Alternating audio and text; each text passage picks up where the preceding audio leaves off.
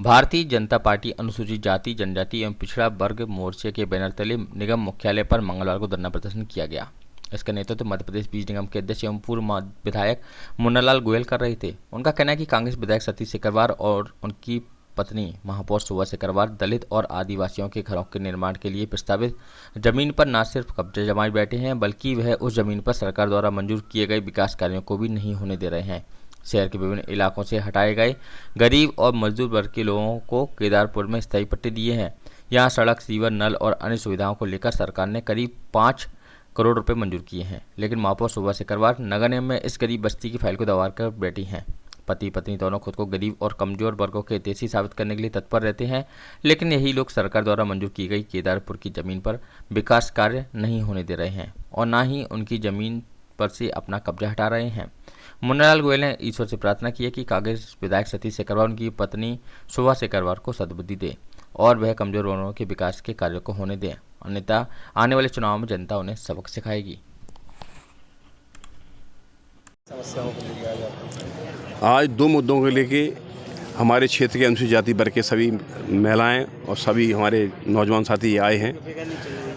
इनके साथ अन्याय हो रहा है।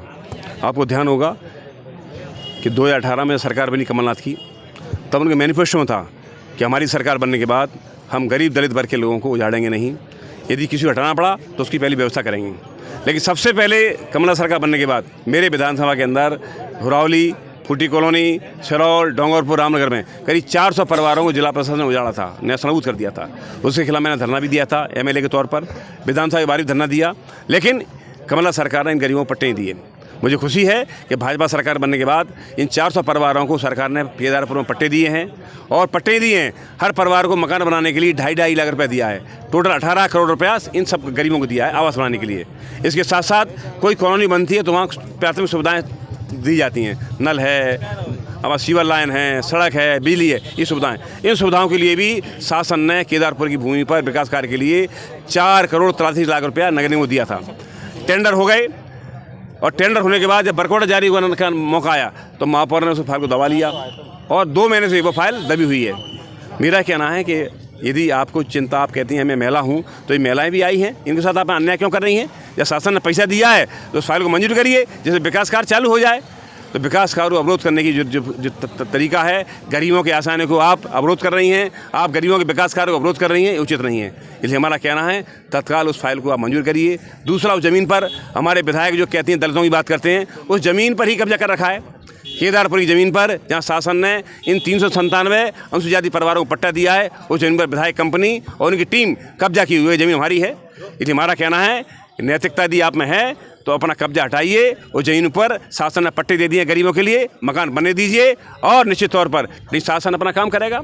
मुझे उम्मीद है कि उनको ईश्वर सद्बुद्धि देगा, महापौर जी को, विधायक को, और विकास कार्य में अवरोध पैदा करने की जो राजनीति कर रहे हो इसको आप बंद करेंगे। सरकार से भी शिकायत करेंगे क्या? सरकार तो बैठी है। अब तो निगम महापौर को ईश्वर सद्बुद्धि दे, हमारे विधायक को सद्बुद्धि दे। जो गरीबों का मसीहा है, जो अनुसूचित जाति का मसीहा है, उन्होंने उनको विधायक बनाया है, उन्हीं की ज़मीन में कब्जा कर रहा है। वो ज़मीन अनुसूचित जाति गरीब वर्ग के लोगों को पट्टे में मिली है, इसलिए उनका अधिकार है आशियाना बनाने का। यदि आप कब्जा नहीं छोड़ोगे तो प्रशासन अपना काम करेगा। सतीश सिकरवार का कहना है कि आपकी मनस्थिति खराब है। अब वो तो 2023 में किसी स्थिति खराब है, जनता तय कर देगी। चलो, पहले आपकी सरकार थी, आप कांग्रेस में ही थे, आप विधायक भी थे, बीजेपी में आए। हाँ। उसके बाद आपके मैं वही तो कह रहा हूँ पूरी बात कि जब मैं कांग्रेस से एमएलए था तो हमारी